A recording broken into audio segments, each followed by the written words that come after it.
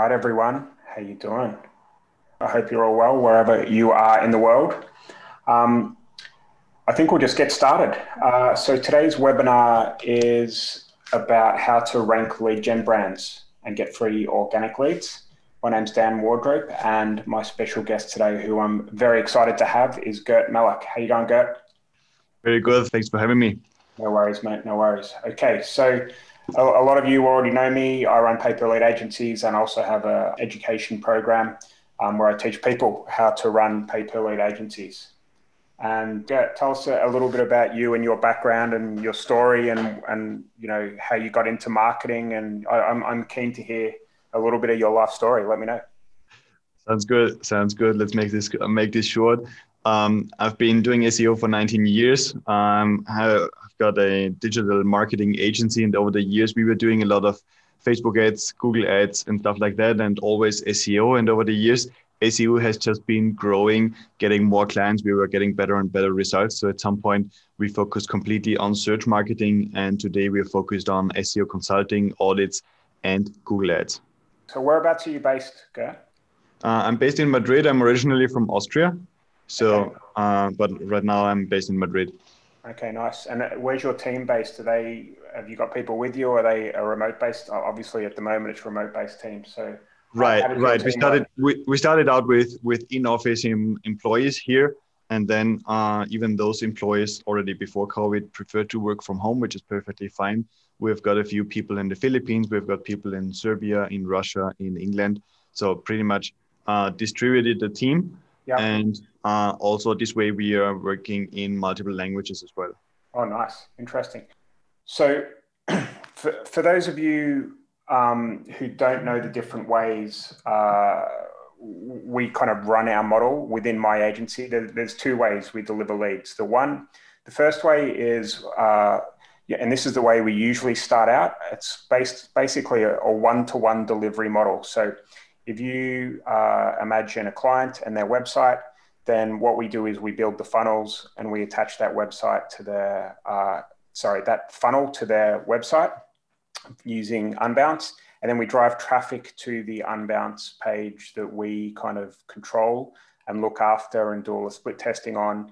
And basically we look after the ad accounts as well. And we do everything on a one-to-one basis. And that works well because you can leverage the brand. You can also run, Google ads and all sorts of different traffic because you are essentially a marketing agency direct for that business. And it works well, especially when you're starting out. It's how essentially we started out.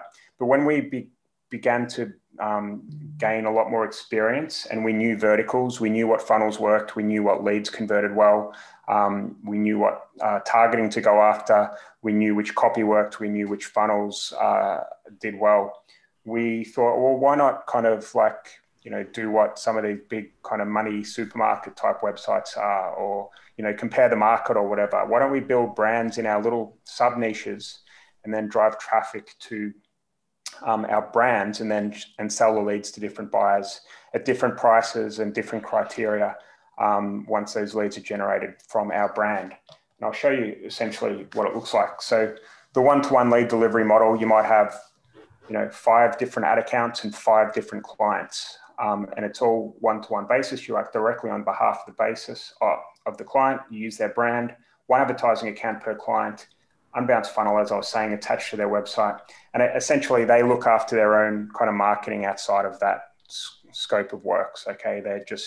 It's their responsibility to do SEO. They most probably don't do it at all. If they do it, they're not usually very good at it.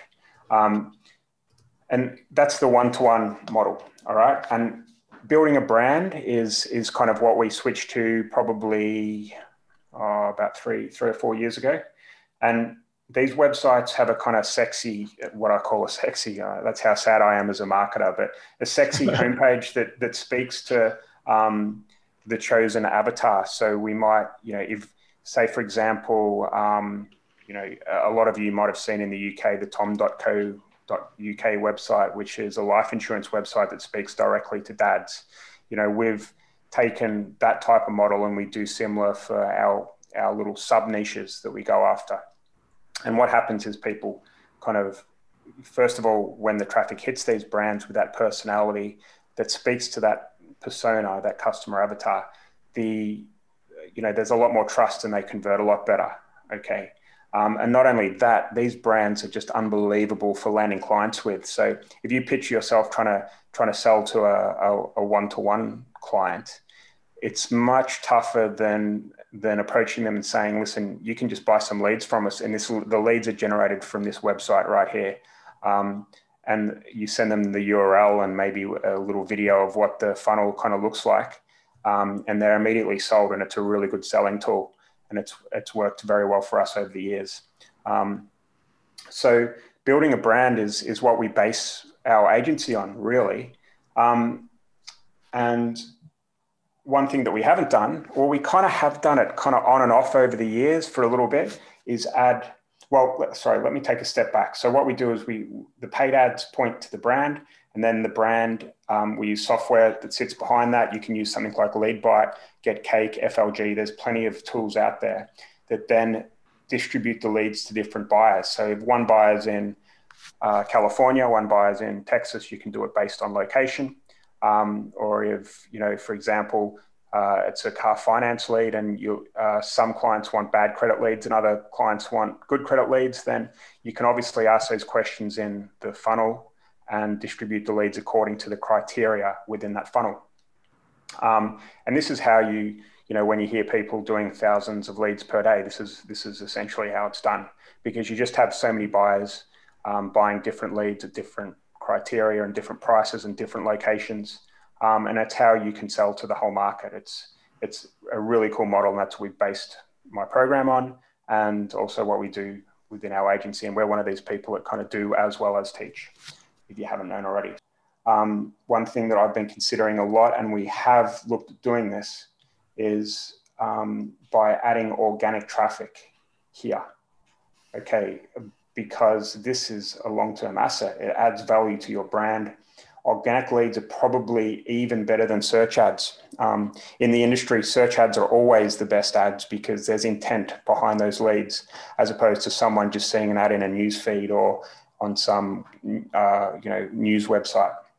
So when there's intent, it's great, right? But you even have a better quality lead than search ads, and that's people that Google something, know that they don't want to get hit by the search ads. They know what they're doing, and then they scroll down to find organic results. And then they fill in a form, and that's obviously the best kind of quality lead you can get. All right. And over time, Gert's going to talk a little bit about this, obviously later on, but the organic traffic will increase with consistency. And of course, if you've got an agency and you're looking for an exit plan, which most business owners probably should be doing, then you have, an exit strategy there where you can package up some of these brands that have a very strong presence, SEO presence that's generating free leads, and your clients will just snap it up. All right. These guys are, some clients spending $100,000 a week, right? So snapping up a website that's getting them free leads for $1 million is not outrageous. Okay. So there's a big incentive to start building your organic presence. There's no doubt about that. So how, this is all well and good, right? Some of you listening might be, you might have a team, you might have an agency with staff where this is going to be just an absolute no-brainer for you guys to get started. But some of you other guys might be one-man bands or two-man bands, and you might be like struggling with doing a lot of different stuff, Facebook ads and building funnels, and SEO is another thing, right, to add to the mix, and another complicated factor. You become a master of none, right? And that's, very important in the agency world. Okay, you don't want to get distracted too much, but I thought it would be a good idea to bring Gert on to talk about, how can you make this work? What's the kind of 80-20? How can we get this done without, masses of work and expensive help and all that type of stuff? So over to you, Gert. Perfect. Thank you so much. First of all, we're not going to, I try to make this as direct and as upfront as possible. I'm always available for questions if you want to reach out afterwards or on the thread or in comments or wherever. We need to understand that for Google, in order to attract traffic, we need to get content ranking. Google is going to rank content that makes their users happy, because Google was one of the first search engines, or at least essentially the first search engine, to figure out that happy users are going to come back to the same search engine to perform another search. And this is what made Google invest heavily in spam checks. And Google was the first to have decent search results that were not full of spam. Google was the first search engine to discover that if you check out which links exist on the website and which website links to which website, you get a better result if you consider this for rankings. So Google is all about happy users, because happy users come back again and perform another search, might click on ads, give all their information, as we all do, to Google, and Google can then do with it what they want. So in order to make Google users happy, a site must match a search intent. So the search intent is just the real reason. You mentioned this already, Dan, the reason why someone made a search or executed a search in the first place. So this is something that really sets us apart from here in search marketing from disruptive marketing, like it could be on Facebook or YouTube, where I might be in line at a Starbucks cashier and just check out something, and I see an ad for a car finance offer. It might just not be the right moment. But when I go to Google and perform a search, I usually have a few seconds or even minutes in order to check this out, in order to take a look at what's ranking there, what could be relevant here.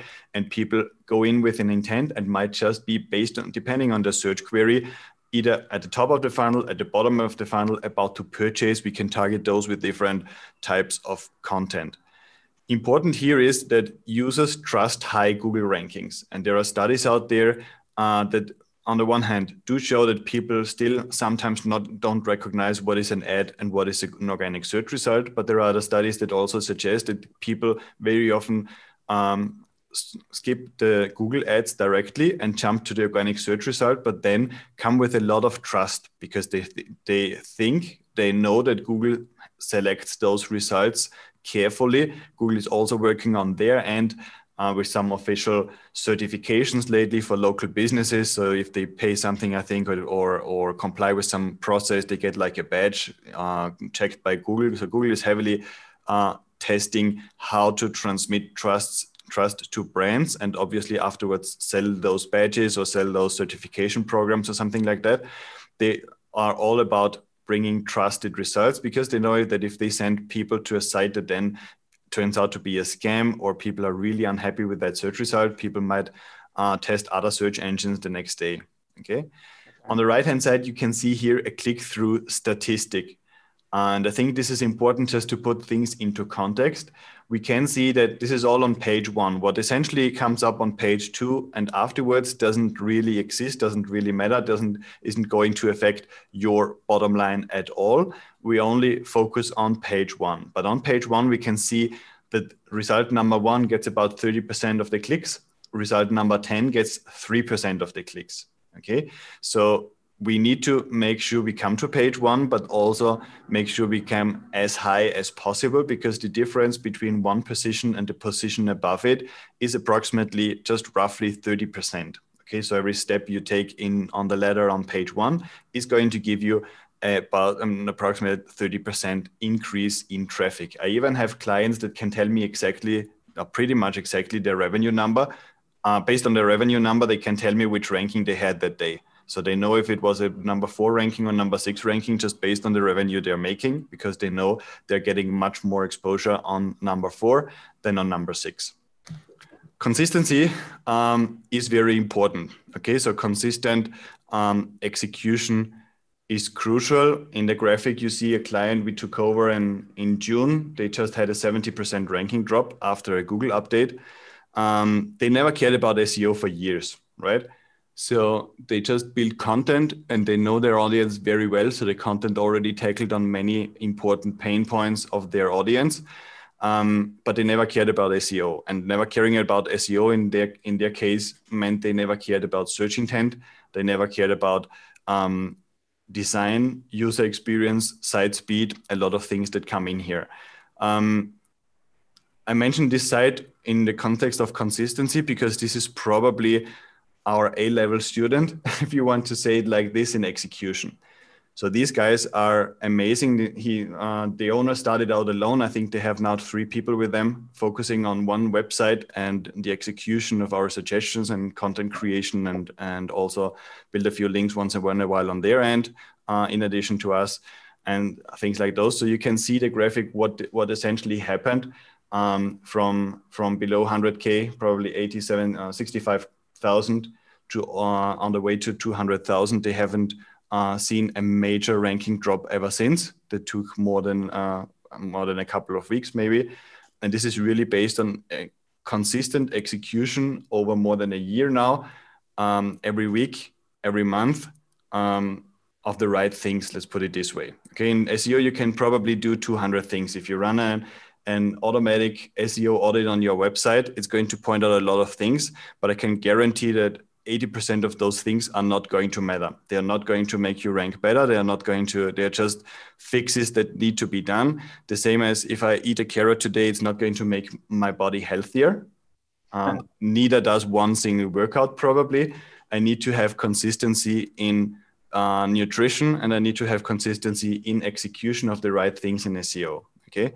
So the content, we also need to see that Google does ranking algorithm updates, meaning they heavily shake up rankings sometimes because they just figured out, based on all the signals they collect, that what used to make users happy doesn't do it anymore. So to give you an example, you might remember 2-3 years ago, probably, where a lot of websites, and most websites, tended to have like a very big slider image on top, or a full screen video, where you then had to scroll down to start watching start consuming the content, reading the article.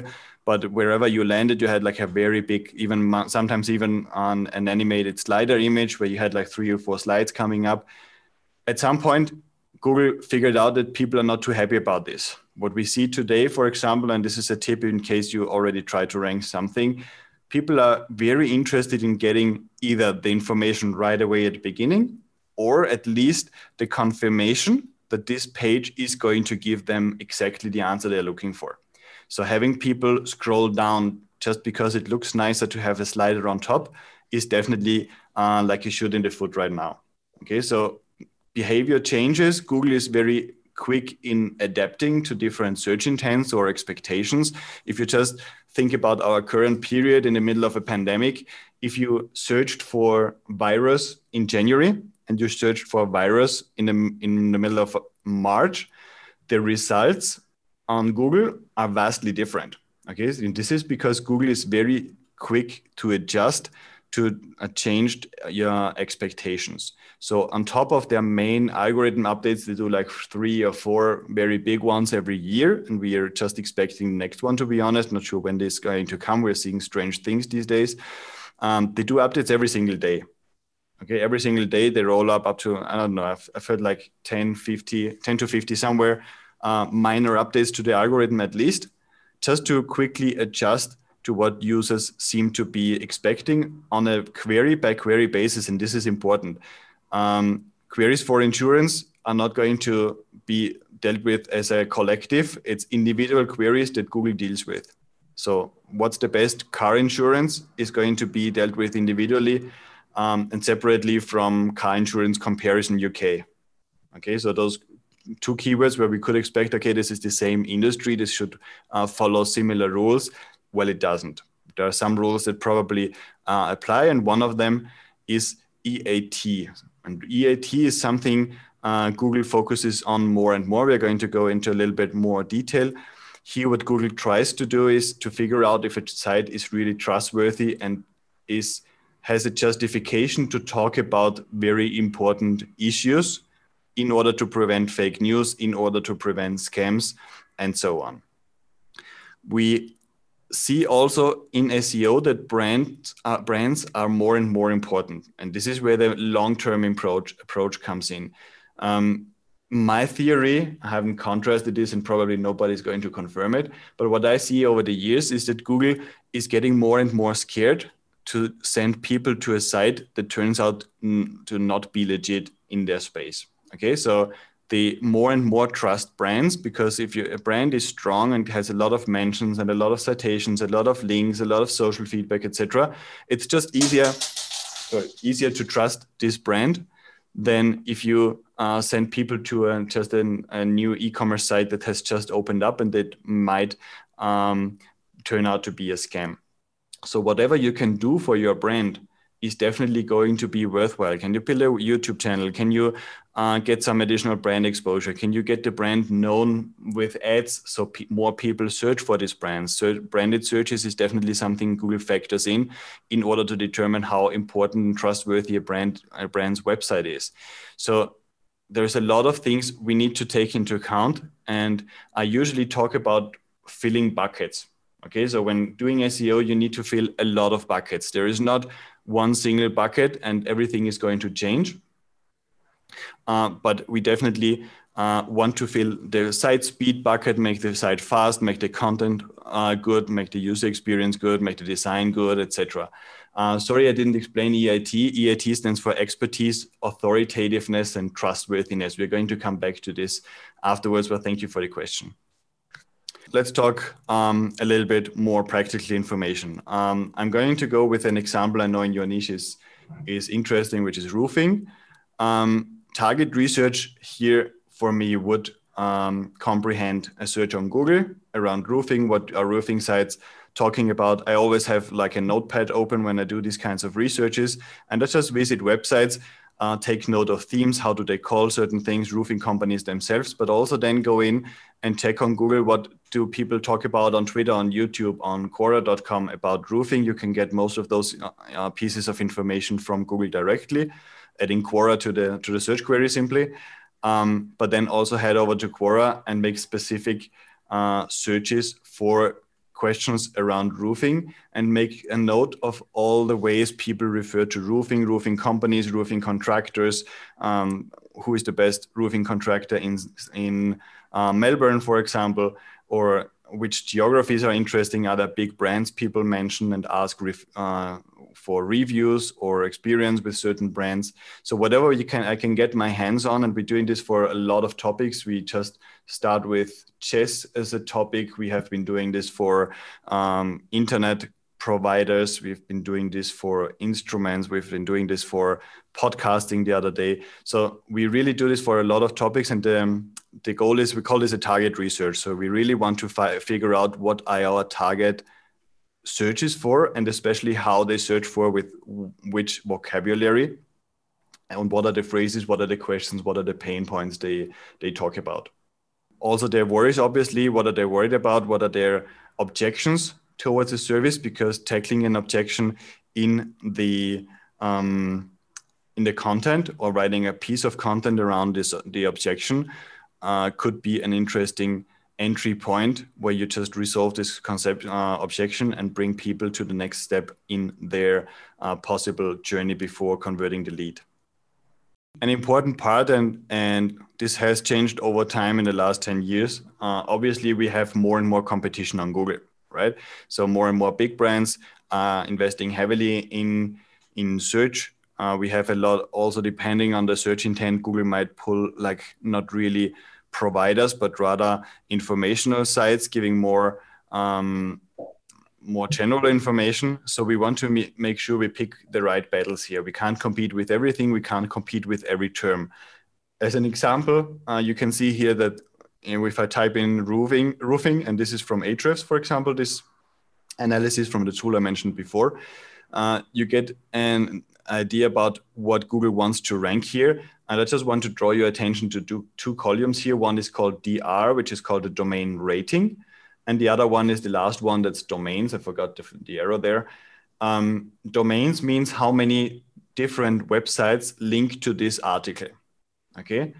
And this gives me an idea that with a couple of exceptions that are doing particularly well, I would need at least 120, 150 links pointing to this article I want to rank in order to get into page one here.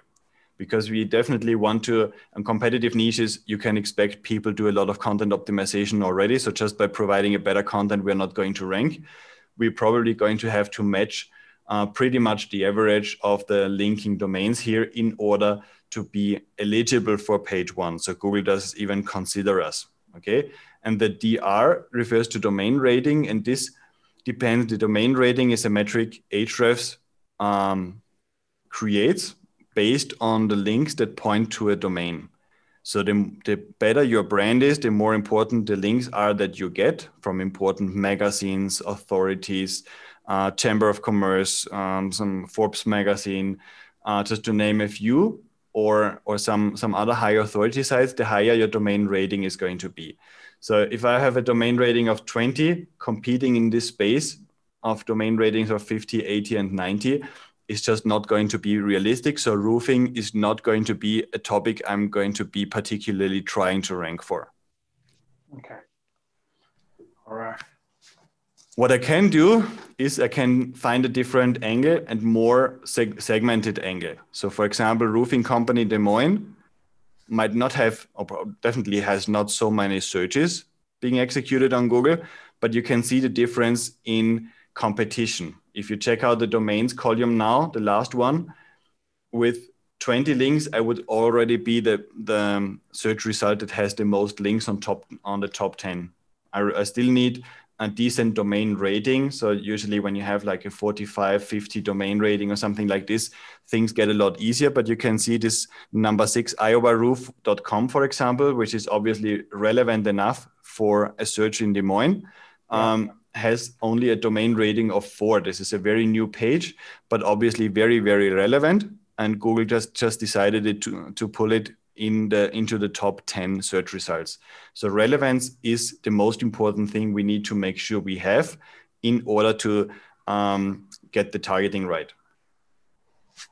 Cool.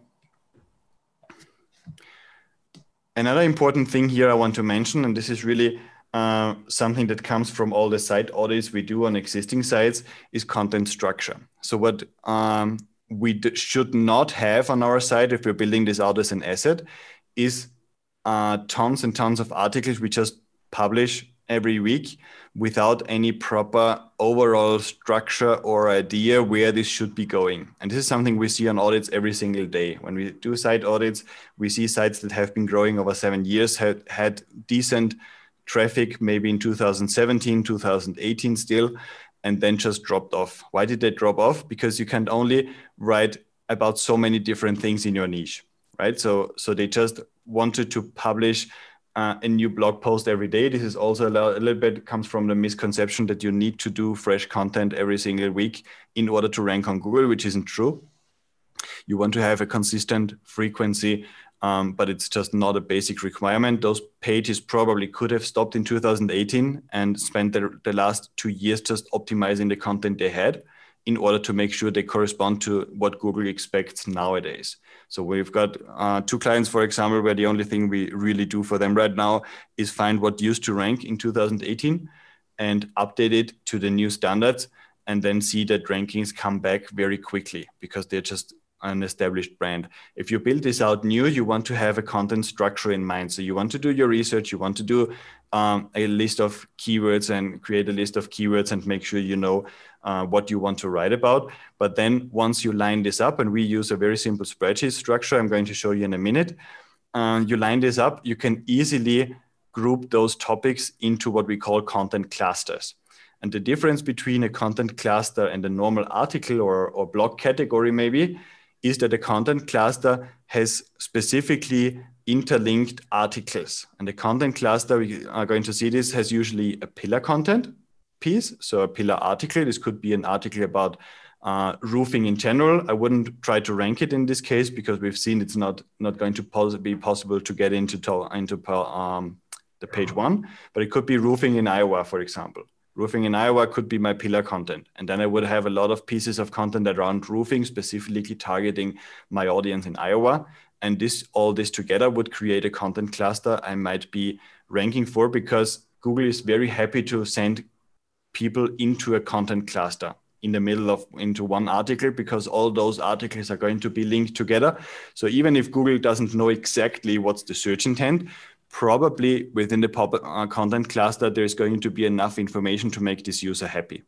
So we see this is a structure that really makes sense.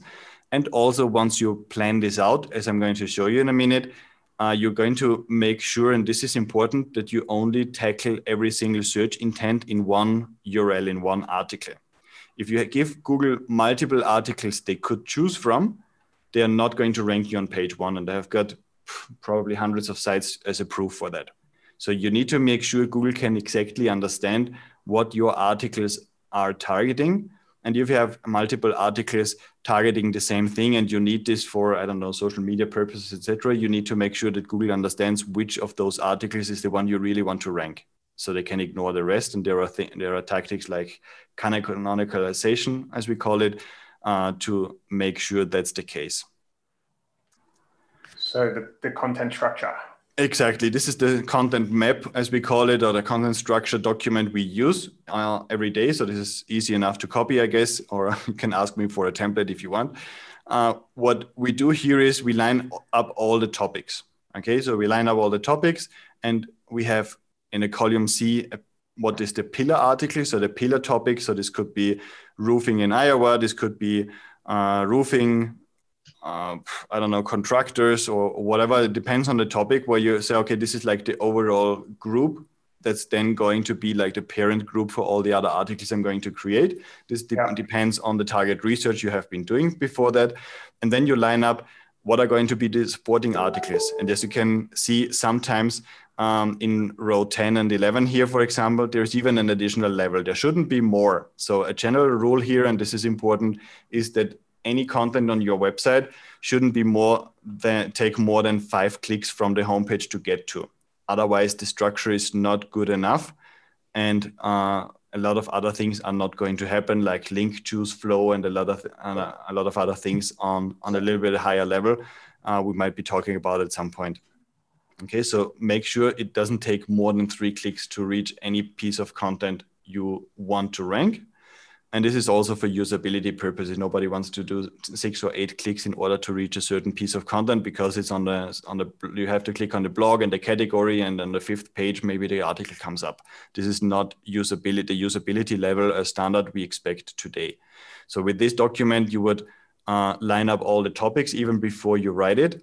And this way, when you write the content piece, you already know where it goes. You already know what's its pillar content, or what you already know which articles are going below it in the hierarchy. So you can mention those topics and then link to those articles, and make sure that no single article is just sitting on the website, but everything is interlinked in an appropriate way with an intent behind it. Cool. Okay. So the step-by-step brand website. Website. Imagine you want to now create a brand website. There are 2 options, and one is, I think, especially interesting for you. You can start fresh. You can get a domain name, install WordPress or whatever you want to use, and create your website. But there is another faster option. Okay, so especially if you have a business that's already generating money, my suggestion would be to consider purchasing an existing website in this space.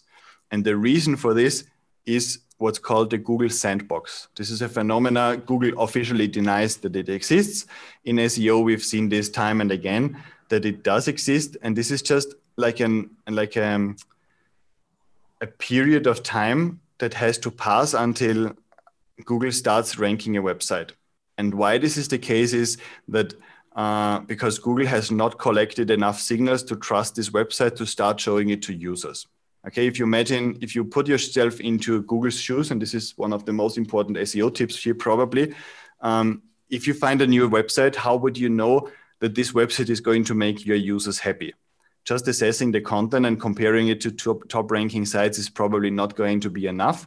So you're going to start collecting all kinds of information. Google might have, I don't know if they have a direct line to Facebook and get some engagement metrics, and vice versa. They exchange some data, or there are other third-party tools that collect data from toolbars, from plugins, from I don't know which tracking codes, etc. So Google is going to collect signals over a period of time, and depending on whether the site gets more or less traffic, it's going to go a little bit faster or less fast. But they're going to collect signals, and once they are okay with this site, which sometimes takes a month, sometimes 3 months or 5, they're going to start ranking this site on page 8 for a few terms maybe, or on page 1 for their brand name and stuff like that. If you have an existing site, you probably already have passed this sandbox period. You already probably have some rankings in the niche you are talking about. So if you're in the roofing niche, there might be sites being sold in the roofing niche. Google already knows those sites. You don't need to be careful because sites can have a negative link profile or can have been penalized in Google and maybe are sold because they don't have any visibility anymore. So you want to have someone checking the site out and making sure it's really trustworthy and it doesn't have any red flags being raised. But if you find a good site here, it's definitely worth jumping over the sandbox period and over this initial period where you need to build some links and get some trust and get some social media ads and stuff like that going. So Google has enough signals to start ranking it, and going with a site that maybe already has been around for 3 years. This might be a roofing company's site. So Google already associates this domain with on the website with the roofing industry. This is a head start you can definitely consider. And sometimes for a few $1,000s, you get very, very decent sites already. Okay, I've purchased once a site for $500 and it was a good head start, right? I had a client, I recommended to a client to purchase one for 2,000 lately, just to get a head start because the domain was so good. Definitely consider not starting fresh if you don't have this brand site yet, and consider starting with something that already gets traffic. We just have a client that purchased a website in the affiliate space. So he's an affiliate marketer. He purchased a website. I don't know the price, but he's getting 500 visitors every day in his niche already, right from the start. So just by making a little bit of an upfront investment, many sites are based on affiliate deals. So you with the pay per lead model and adding those sites, connecting them to your funnel might be very quick in increasing the existing revenue they are making with affiliates by getting targeted leads right from the start, and then taking it from there, optimizing the site, get an audit done, get like a roadmap on what needs to be done on the site to further improve it, and just continue the process that has already been there. Okay, so consistent publishing, I think, is important because it keeps like the entire momentum going. It's not a requirement to rank well if you have 2 articles per week, but you definitely want to have a consistent rhythm where you say, okay, either I produce 2 articles or I revise 2 articles. Okay, but have like a benchmark you work towards to, so to not just be publishing and updating occasionally, but have a very, very consistent routine here. I would also recommend you present it as a business. The site should be presented as a business. It shouldn't be just a content site where you can read articles, but with no contact information, no phone number, no address, no anything, because Google is going to be more and more reluctant to trust this site and is not going to rank it just because of the fear that this site might not be trustworthy. And this is what brings me back to the EAT: expertise, authoritativeness, and trustworthiness. So you need to justify why you are prepared to give this piece of advice. And especially this is the case in finance, insurance, medicine, security, safety, and well-being. Why is this the case? There is an abbreviation that's called YMYL, and Google calls this the why your money, your life space. So we know already that Google wants to make users happy. Conclusion, Google doesn't want to make users sad. Next conclusion, what would make us most sad probably would be if we get bad finance or medical advice. Okay, so Google decided at some point that people are definitely more inclined to require trustworthy information when it comes to these spaces. And in turn, it's going to get harder and harder to rank a site that doesn't justify why they are experts in this niche in order to get ranked. Okay, cool. All right. Bi-weekly revision. This is just something I would want to recommend. We've developed a framework. I call this framework ERICA, with the abbreviations being evolution, research, interlinking, content, and action steps. And the idea here is to have a framework you follow where you know that you're going to fill all the buckets I was initially mentioning on a consistent rhythm. So we already talked about consistency as a good basic requirement for a good SEO strategy that's going to get results. But you want to make sure you don't forget about certain parts on this consistent routine. So forgetting about the link part is not going to lead to results. Forgetting about the content part, creating content, updating content, etc., is not going to get you very far. If you forget about the competition we check in the evolution part of this framework, usually you have no idea what you can leverage. So very often and drop in rankings from competitors can help you get an idea what you can do better in order to take over their rankings, for example. So there is a lot of things we want to do. There is an R stands for research. So there's a lot of research going into an SEO strategy, and it's a good, or it has proven to be the best written to do this or revise this every couple of weeks. So what we do with clients, for example, is that we have a call every couple of weeks where we go through this framework. We prepare those calls from a strategic point of view and then instruct their team on what to follow and what are the next steps, what content should be created, which content should be updated, just also as a way to protect your asset. So if you purchase a website or you build a website over time, you've got a lot of money and a lot of resources flowing into this. You want to protect your asset.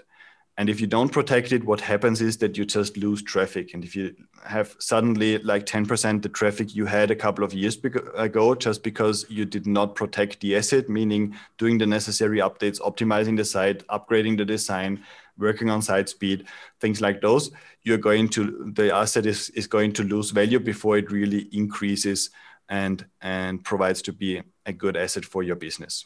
Nice. All right. Yep, that's about my part. You can I've got a book on Amazon about this framework I was talking about if you want, but you can also get it directly on seoleverage.com/book/Erica for free as a PDF download if you want. Definitely, if you have any questions after this session, reach out to me. My email address is on the screen. I'm also on Facebook. I would love to get in touch with you if you have any questions. Yeah, cool.